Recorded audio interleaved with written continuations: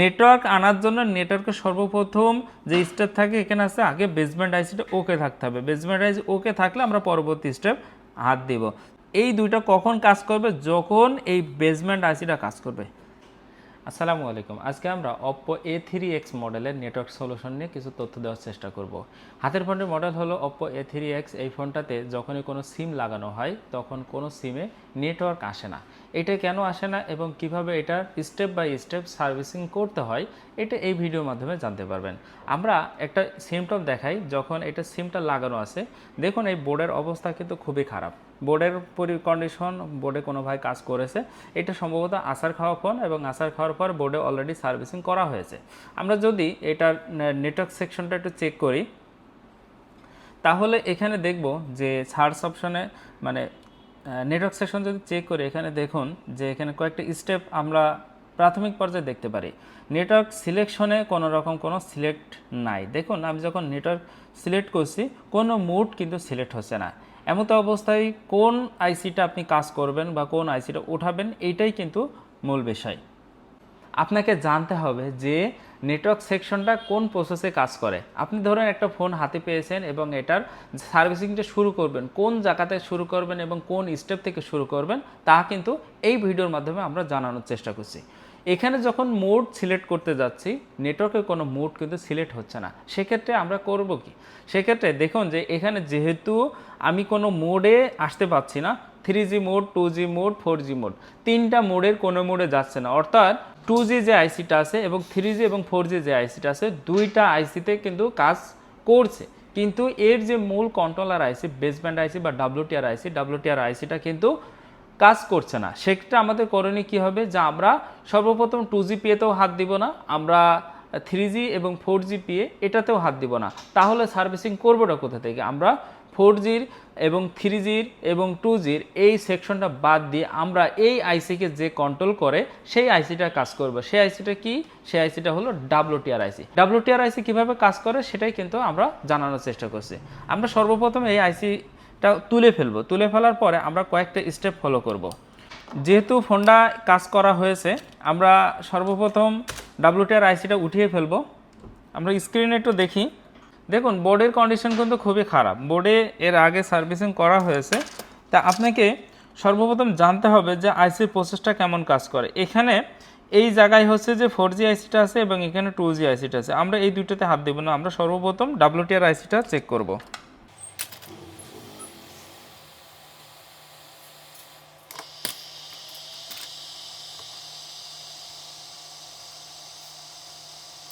এবার আপনাকে সর্বপ্রথম স্কিম্যাটিক্স বা ডায়াগ্রাম সম্পর্কে আগে জানতে হবে। আমরা সর্বপ্রথম স্ক্রিনে খেয়াল করি এটা হলো 2G পিএ এবং এই আইসিটা হলো 4G পিএ এবং এইটা হলো বেসব্যান্ড আইসি বা WTR আইসি। তিনটা আইসির সমন্বয়ে কিন্তু নেটওয়ার্ক সেকশন তৈরি হয়। এখন আমরা কোন স্টেপ থেকে কাজটা শুরু করতে যাচ্ছি? সেক্ষেত্রে আমাদের যেহেতু 2G সিলেক্ট হচ্ছে না, 4Gও সিলেক্ট হচ্ছে না, তাহলে আমরা WTR আইসিটা কাজ করব। WTR আইসিটা কাজ করার জন্য আপনাকে স্টেপ ফলো করতে হবে। আমরা সর্বপ্রথম খেয়াল করব যে এই নেটওয়ার্ক সেকশনটা ওপেন করার পর এখানে যে হার্ডওয়্যার সলিউশন আছে, এই সলিউশন অনুযায়ী কিন্তু আমরা প্রাথমিক যে ধারণা আছে সেই ধারণা নিতে পারি। যেমন এখানে ভোল্টেজ লাইনটা দেখতে পারি, এরপরে এখান থেকে যে WTR এর যে প্রোটোকল লাইনগুলো আছে সেগুলো দেখতে পারি। কিন্তু এখানে ডিপলি কিছু বিষয় আছে। এর জন্য আমরা সর্বপ্রথম খেয়াল করতে পারি যে বিটম্যাপটা অন করব। প্রত্যেকটা আইসিরই বিটম্যাপ আছে। আপনি বিটম্যাপটা অন করবেন। অন করার পর এখানে যে ভ্যালুগুলো আছে খেয়াল করবেন। এখানে একটা জিনিস খেয়াল করবেন যে WTR আইসিটি কীভাবে কাজ করে, 2G পিএ, তারপরে 4G পিএ, তারপর PMIC, এটা কিভাবে কাজ করে এটা আপনাদেরকে আগে জানতে হবে। 2G পিএ কাজ করে RFE, CLK এবং ডাটা এর মাধ্যমে, এবং 4G পিএটাও সেম প্রসেসে কাজ করে, RFE ডাটা, দুইটার মাধ্যমেই কিন্তু এই দুইটা আইসি কাজ করে। তো সেই ক্ষেত্রে এইখানে কিন্তু 4G পিএতেও যেহেতু ভোল্টেজ আছে, 2G পিএতেও ভোল্টেজ আছে, RFEতেও যদি ভোল্টেজ থাকে তাহলে কিন্তু প্রপারভাবে কাজ করবে। শর্ত হচ্ছে যে আপনাকে 2G পিএটা অ্যাকুরেট কাজ করতে হবে, 4G পিএটা অ্যাকুরেট কাজ করতে হবে। এই দুইটা কখন কাজ করবে? যখন এই বেসমেন্ট আইসিটা কাজ করবে। যেহেতু আমাদের নেটওয়ার্ক মোড সিলেক্ট হচ্ছে না, সেখানে 2G এবং 4G এই দুইটা পিএ আমরা বাদ রাখলাম। এটা আমার কোনো এখন দেখার কোনো প্রয়োজন নেই। আমরা দেখব কি, আমরা আগে দেখব যে ডাব্লিউটিআর সেকশনটা ওকে আছে কিনা। ডাব্লিউটিআর সেকশনটা চেক করার জন্য আপনাকে কয়েকটি স্টেপ ফলো করতে হবে। আমরা যদি স্ক্রিনে যাই, স্ক্রিনে একটু ভালোভাবে খেয়াল করি যে এখানে দেখুন যে সিপিইউ থেকে দুইটা লাইন সংযোগ দেওয়া থাকে। এটা হচ্ছে একটা হলো আরএফই ডাটা লাইন, আরেকটি আরএফই সিএলকে লাইন। এই দুইটা আইসি সমন্বয় বা কমিউনিকেট করার জন্যই কিন্তু এই লাইন দুইটা প্রয়োজন। এটার কাজ হলো একটা লাইন ইন হয় মানে আদান প্রদান হয়, একটা লাইনে সংযোগ যায় এবং আরেকটা লাইনে আসে। আমরা যদি এখানে সিলেক্ট করি বা ক্লিক করি তাহলে এটা কোন জায়গাতে সংযোগ হয়েছে আইসির কোন লেগ থেকে আমরা কিন্তু এখানে দেখতে পাচ্ছি। এই দেখুন এখানে সরাসরি প্রসেসরের থেকে। এখন আরেকটা লাইন দেখি, এখানে যখনই ক্লিক করব তখনই এটা এই প্রসেসরের যে লাইন আছে এখানে সংযোগ আছে। তাহলে এই আইসিটি উঠানোর পরে সর্বপ্রথম ফটাফট আপনাকে পরিমাপ করতে হবে যে বেসব্যান্ড আইসিতে এই ভ্যালুটা আছে কিনা। আমি যেহেতু আইসিটা তুলিয়ে ফেলেছি, আইসিটা তোলার পরে আমরা এখানে সিপিইউর ভ্যালু এই দুইটা লাইনে পাচ্ছে কিনা, তারপরে এখানে ভোল্টেজ লাইনের ভ্যালু পাচ্ছে কিনা, অর্থাৎ আইসির যে লেগ আছে, আইসির নিচে যে লেগ আছে এই লেগে ওই প্রসেসর এবং ওই পাওয়ার আইসির যে ভ্যালু আছে, অর্থাৎ ফোনটা অফ মোডে সংযোগ আছে কিনা, এখানে আমরা জিআর পাচ্ছে কিনা, এটা আমাদেরকে সর্বপ্রথম চেক করতে হবে। আমরা সর্বপ্রথম চেক করবো কেন, এখান থেকে এই আরএফই লাইনের দুইটা হচ্ছে ডাটা লাইন আছে, ডাটা এবং সিএলকে, এবং 2GPA-তেও ডাটা এবং সিএলকে আছে, এবং 3GPA-তেও ডাটা সিএলকে আছে। আমাদের এই দুটো সংযোগ এখন দেখার প্রয়োজন নেই। আমরা সর্বপ্রথম বেসব্যান্ডটা দেখব। বেসব্যান্ডটা যদি সংযোগ ওকে থাকে তারপরে আমরা এই দুটো সেকশন দেখব। নেটওয়ার্ক আনার জন্য নেটওয়ার্কের সর্বপ্রথম যে স্টেপ থাকে এখানে আছে আগে বেসব্যান্ড আইসিটা ওকে থাকতে হবে। বেসব্যান্ড আইসি ওকে থাকলে আমরা পরবর্তী স্টেপ হাত দিব। তাহলে আমাদেরকে এখন চেক করতে হবে কি এই টেস্ট পয়েন্টে ভ্যালু আছে কিনা এবং এই ভ্যালু আছে কিনা, অর্থাৎ এই যে আইসি মানে সিপিইউ থেকে এখানে সংযোগ আছে কিনা। যেহেতু এই আইসিটা উঠিয়ে ফেলেছি তাহলে এখান থেকে এখানে সংযোগ আছে কিনা এই ভ্যালুটা আমাদের এখানে চেক করতে হবে। মাল্টিমিটারে আমরা ডায়োড মোড সিলেক্ট করব। ডায়োড মোড থেকেই মূলত আমরা এই জিনিসটা চেক করতে পারবো।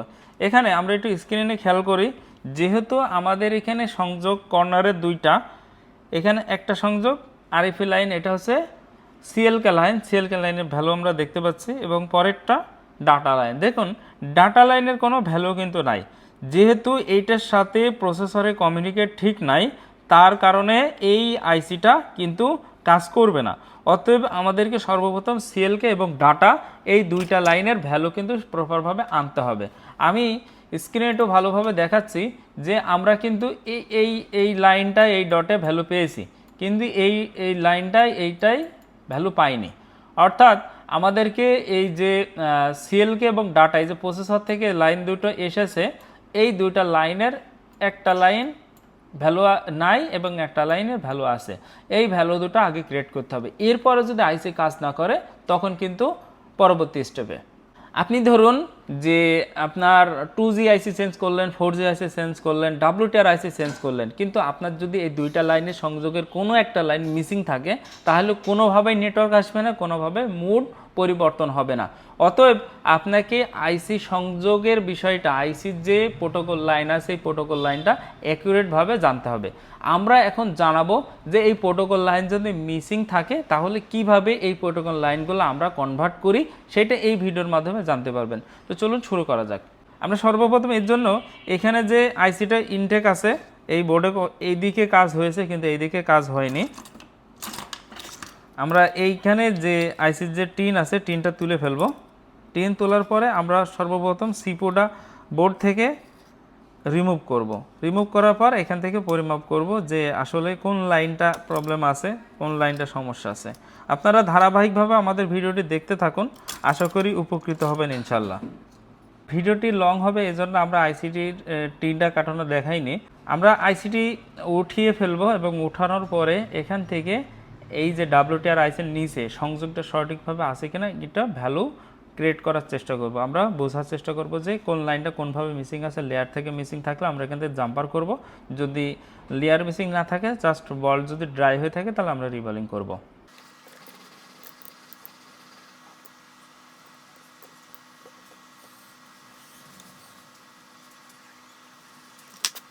আইসিটি ওঠানোর জন্য আমরা এখান থেকে হিট রেখেছি 360 এবং এয়ার রেখেছি 75।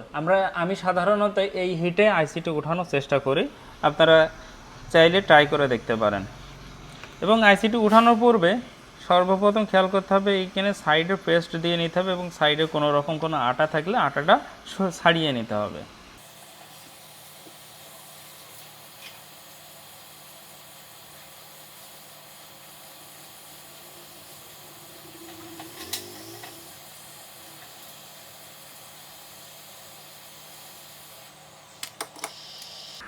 দেখুন খুব সহজেই কিন্তু আমরা আইসিটা তুলে ফেলেছি, কোনো রকম কোনো প্রিন্ট ওঠা ছেঁড়া কোনো অপশন নাই, জাস্ট ইজিলি কিন্তু আইসিটা কিন্তু উঠে গেছে। আইসি রিবলিংয়ের জন্য আমরা কয়েকটি পদ্ধতি অ্যাপ্লাই করি, যেখানে আমি চেষ্টা করি যে সোল্ডারিং আয়রনের যে হিট আছে হিটটা 330 রেখে মাদারবোর্ড তারপরে সিপিইউ এটা রিবলিং করার, এবং বল পেস্ট ব্যবহার করি এখানে। যখন আমি আইসির গ্লু কাটিং করি এরপরে রিবলিংয়ের পূর্বে যখন কোনো বল ফ্রেশ করার জন্য বা বল ওয়াশ করার জন্য কাজ করি তখন আমি সেখানে 183 ডিগ্রি সেলসিয়াস যে বল পেস্ট আছে সেটা ব্যবহার করি, বা মাঝে মধ্যে 138 ব্যবহার করি।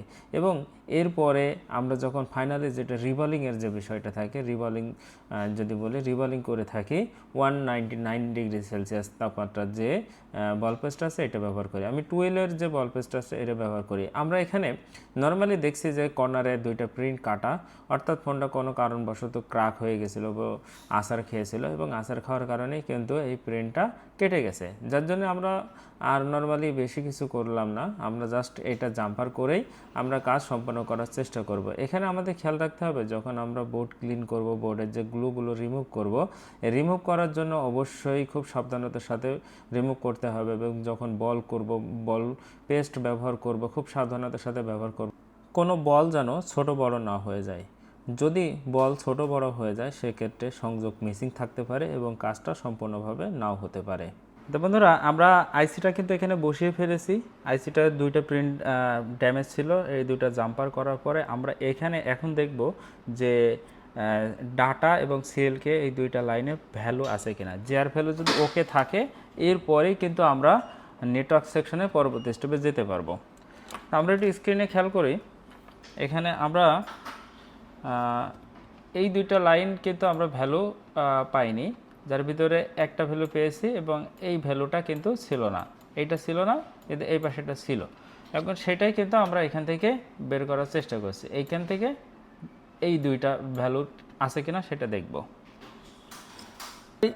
ভ্যালু পেয়েছিলাম, পরেরটায় ভ্যালু পাইনি, যার জন্য আমরা ভ্যালু এখন দেখি কেমন আছে। দেখুন এইটাই ভ্যালু পাচ্ছি এবং পরেরটায়ও কিন্তু ভ্যালু পাওয়া যাচ্ছে, তাহলে দুইটা লাইনেই কিন্তু ভ্যালু আছে, তাহলে আমাদের কাজটা আশা করি সফল হব ইনশাল্লাহ।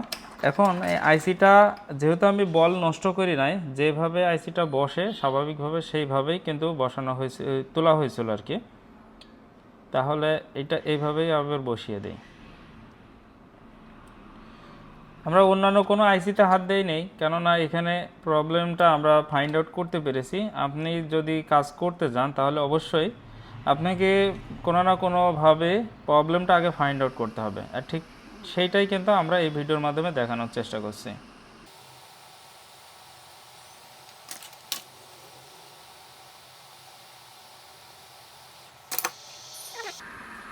আইসিটি বসানো হয়ে গেছে, আমরা আগে বোর্ডটা ঠান্ডা করে নেব।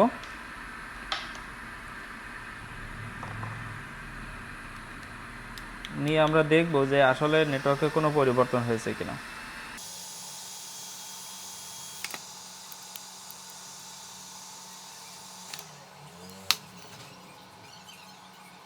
ফোন অন হওয়ার জন্য কিছুক্ষণ সময় লাগবে, ফোনটা পরিপূর্ণভাবে অন হওয়ার পরে নেটওয়ার্ক সেকশনটা ওকে আছে কিনা আমরা বোঝার চেষ্টা করব, এবং যদি ওকে থাকে তাহলে আলহামদুলিল্লাহ, আর যদি ওকে না থাকে আমরা পরবর্তী স্টেপে আইসির ড্যামেজ না ভালো, আইসির ভোল্টেজগুলো অ্যাকুরেট আছে কিনা আমরা পরবর্তী স্টেপে এই ভিডিওর মাধ্যমে জানানোর চেষ্টা করব। আমরা আগে দেখি যে ফোনটা পরিপূর্ণভাবে অন হওয়ার পরে যে নেটওয়ার্কের যে বিষয়টা থাকে সেটা অ্যাকুরেটভাবে আছে কিনা।